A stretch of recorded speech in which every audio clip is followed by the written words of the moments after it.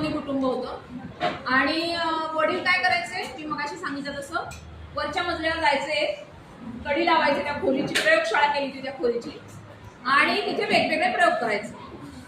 पाण्यावर चालता येतं का, अचानक अदृश्य होता येतं का, एकदम कुठे वेगाने जाता येतं का, शक्तिमान बघितलाय तुम्ही, त्या शक्तिमान सारखं काही जादू आपल्याला करता येते का, असं ते प्रयोग करायचे. आणि या मुलांना अशी उत्सुकता वाटायची की त्या प्रयोगशाळेमध्ये नक्की काय होतं. आणि सरळ प्रयोगशाळेत जायची काही त्यांना परवानगी नव्हती, कारण मुलांनी बाबांनी असं सांगितलेलं होतं की कोणत्याही परिस्थितीत काहीही झालं तरी त्या खोलीमध्ये तुम्ही प्रवेश करायचा नाही. आणि त्याच्यामुळे ती मुलं घाबरायची तिथे जायला. पण एक दिवस अशी गंमत झाली की तो जो मुलगा होता, तो बोलू नको रे बाळा, तो जो मुलगा होता तो क्रिकेट खेळत होता आणि मारला जोरात बॉल. तुम्ही कसे मारता, खलास तसा मारला बॉल आणि तो बॉल नेमका गेला कुठे गेला, प्रयोगशाळेत. कसा गेला असेल,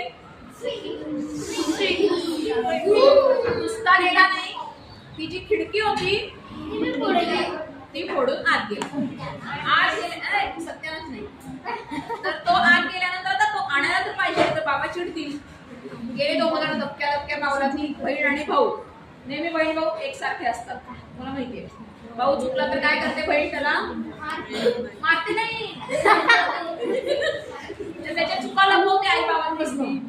खरं म्हणजे चुका लपवायला पाहिजे, बरोबर आहे ना, नाही ना, तशी नाहीये तुझी बहीण. पण ती बहीण अशी होती आणि ती बहीण म्हणजे आता भाऊ जातोय तर मला पण तिला पण उत्सुकता होती थोडीशी की अरे काय आहे त्या प्रयोगशाळेत, काय काय चालतं, असली साधनं आहेत, अशी मोठी मोठी काय काय चाललेलं असतं, वेगवेगळी द्रावणं त्याच्यामध्ये, निळं काय हे काय, थोडंसं बघितलेलं होतं त्यांनी.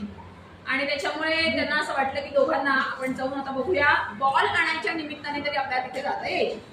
गेले वरती दोघं जण, हळूहळू दबकत दबकत त्या खोलीत गेले.